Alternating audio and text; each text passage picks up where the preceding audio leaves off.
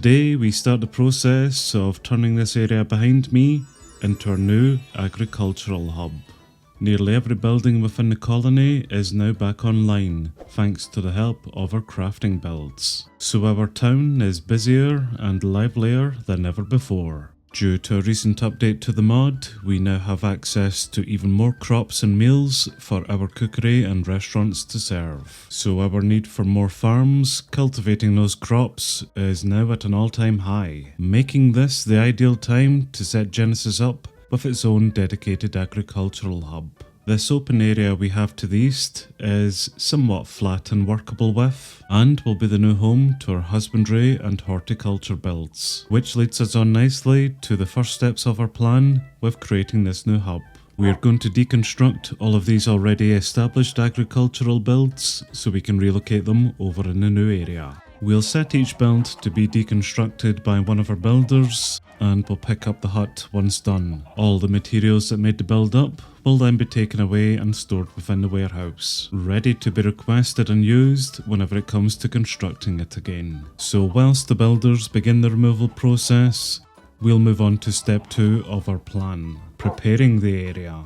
We are going to need to expand the colony's boundary further to claim more of this land, which we'll simply do with some well-placed guard towers. These are level 5 guard towers already. We are just going to bypass the whole upgrading shenanigans, but we will need to construct them from scratch. They haven't been recycled from other guard towers, so they will need everything on this list to build it. Seeing as our 2 current idiots are busy deconstructing, I'd rather not waste time waiting on them finishing that and then jumping over to build these guard towers. So we're going to set up a brand new builder for this area and have them do most of the construction work around here. It's the same story as these new guard towers, however. Although the building is already at level 5, we'll still need to build it entirely from scratch, which our newest builder, Holland, will happily do for us, I'm sure. There's also quite a few hazards in this area, which we'll need to sort as well. These morons are still able to drown themselves in 1 block deep water, so big holes and crevasses are certainly going to pose a problem. Which is where the smart hole filler tool then comes into play. Very easy to craft, especially when you have glow dust being grown for you, and very easy to use. Let's fill up some holes. There is something really quite satisfying about this. Oh yeah, fill that hole, baby. Just look how quick it spreads. Damn. I'd make a joke about your mum with this one, but I have more class than that. One final preparation we'll need to make with this area is a very simple, if not tedious one. We'll just need to go around the area placing torches. Stop these damn mobs from spawning in and murdering our citizens. That's my job, and I won't have them taking that away from me. Let's now move on to the third step of the plan, which is seeing what buildings are actually going to be placed into the hub. Husbandry wise, we're going to need to find a space for all 7 of these builds. Horticulture wise, that's where things get more complicated. We will place in all of the builds listed, so the question then really becomes, just how many of each will we need? The Nordic style has 13 different plant fields that the plantation can use. So that's 13 different plants the planters can then grow for the colony. But to make life more difficult, each plantation can only grow 3 types of plants. So to cover all 13 different types of plants, we would need 5 plantations. Yeah, that's too many. I'm reluctant to even construct 4 different plantations, but with 4 of them, we can at least then grow 12 of the 13 different plants. That's then 7 husbandry builds plus 4 plantations, which is 11 builds for this area already. Oh, and 12 plantation fields too. Right, what about farms? Well, the amount of farms required will more or less depend on what crops we can grow. Let's place a scarecrow down and check. Okay, so I'm counting 8 different MineColonies crops that we can grow in this area, which is a plains biome. We're also going to require vanilla crops too, carrots, potatoes, beetroot, pumpkins, melons and wheat. So there's another 6 crops to add to that list. I'm pretty sure that the fields back at the restaurant can also grow cabbages. Yeah, they can. But we can't grow them down in this plains biome. Although we could if we made a field in this taiga biome, which is literally just beside it. That's then 9 MineColonies crops, plus 6 vanilla crops. 15 crops in total, meaning we would need 15 fields. Each farm can tend to 5 fields each, so we'd need a minimum of 3 farms to grow everything. That would certainly give our idiots plenty of meal choices within the restaurant. Good meal choices actually, gold tier 1s. That would certainly keep this lot sated and happy. That's now 7 husbandry, 4 plantations, 12 plantation fields, 3 farms and 15 fields. Oh, holy crap. To keep up with the fertilizer demand for the farms, I think we'll throw 2 composters huts into the mix as well, and just the 1 flower shop. Maybe we should do 3 composters, because the flower shop will need fertilizer too. We'll play it by ear, see how much space we have left to play with. We are also going to have the new builder in the area, as well as a few guard towers, and we'll need to place down some housing as well so that they don't complain about travelling too far. I think to top it all off, we'll also place down a second forester's hut to start hacking away at this taiga biome. It's free spruce wood for the colony really, and you can never have too much wood, just ask your mum. Well, holy crap, this area is going to be jam-packed. Busy, but productive. We sure have a hell of a lot of work ahead of us. That took a little bit longer than expected, but that's those builds now finally deconstructed. We even have a few more that were built and leveled up too.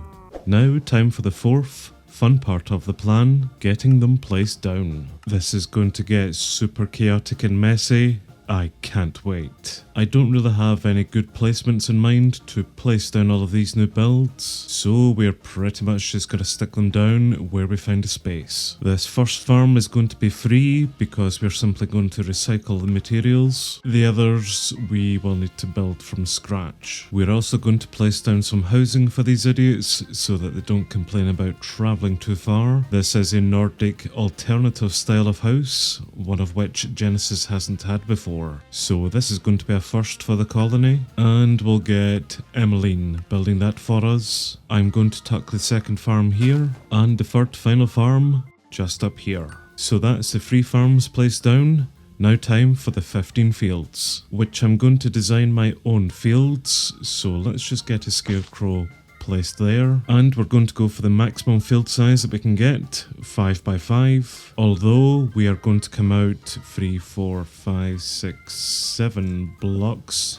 I think that's 7 blocks. Yes it is, so we're going to go out 7 blocks in the 4 directions here to make our fields look something similar to this. Our farmers using the field will use the first 5 tiles away from the scarecrow, so these last 2 around the perimeter. I will plant some crops in so that they're always there, always grown, so we always know what's been grown in the field without having to come up and check the scarecrow in the middle. So that is 1 of 15 fields.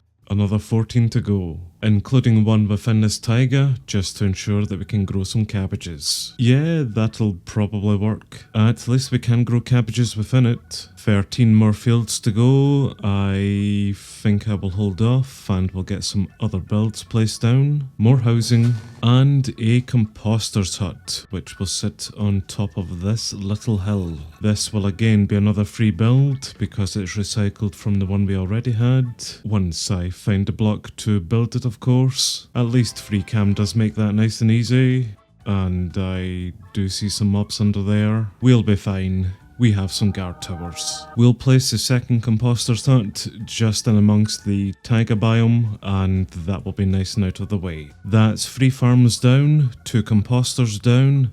Oh, the taiga biome, the forester. I'm going to set that build just here with the taiga forest behind it. This is just outside of the colony's main protection walls at the moment, but we'll expand those out to cover this. I think this is maybe sitting just a little bit too far out from the boundary. Let's double check.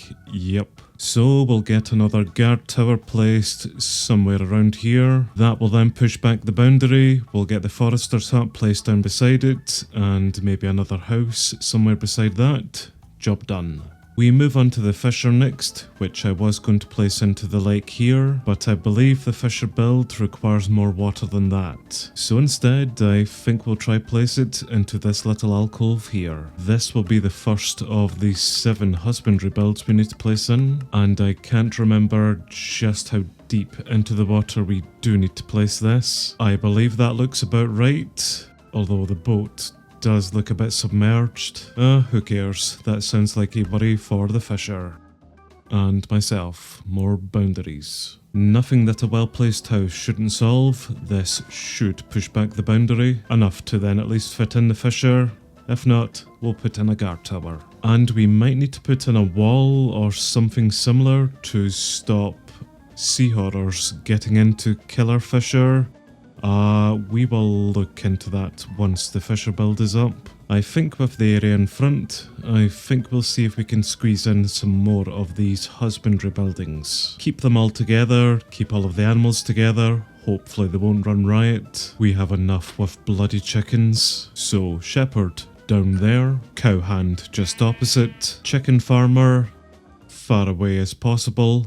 A brand new building for the colony with the swineherder's hut, and a second new build for the colony with the rabbit hutch. We'll place down some fences, walls, barbed wire, whatever we can to contain all of the animals within this area. But grand, that is then 6 of the 7 husbandry builds we need to construct. With the apiary being the 7th and final husbandry build, which we'll construct right here, right beside the flower shop. But it'll be nice for our bees to get out and go munch on some of our flower shop's flowers. Holland has just finished repairing one of our farms, so we'll get in and set it up in a moment. But let's now place down the final builds for our agricultural hub, the plantations and our fields. Although these builds are gigantic, we still do have some free real estate in this area. So we'll get one of them sat here, and then we need to decide on what type of plants this plantation will grow. Let's maybe keep this first one nice and simple, so bamboo,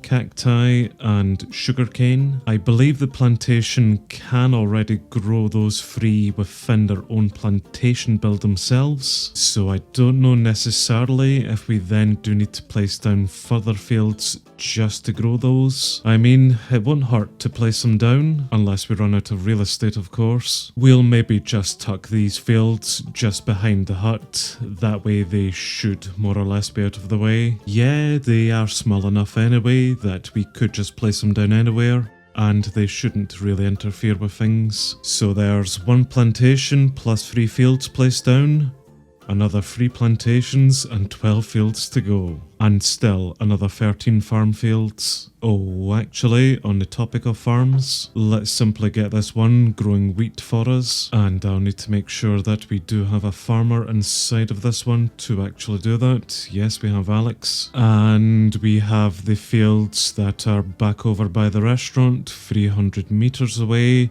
Let's just assign you that new wheat one.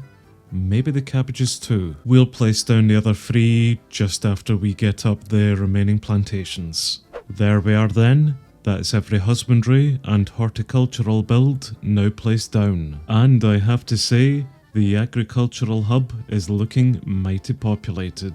This plantation in particular is going to grow us lots of nether plants once we unlock the research to do so. So whenever these fields are up properly, I think we'll come back out and give this plantation a nether makeover, just to make it fit its cultivation theme. I still need to place in the rest of the farm fields, which is going to be a real pain in the arse to do, because we really don't have that much room to work with, and I couldn't be happier. I love a challenge. Well, that's now everything from initial concept, right through to starting the actual construction work of the agricultural hub. So next time, we have a hell of a lot of building to do.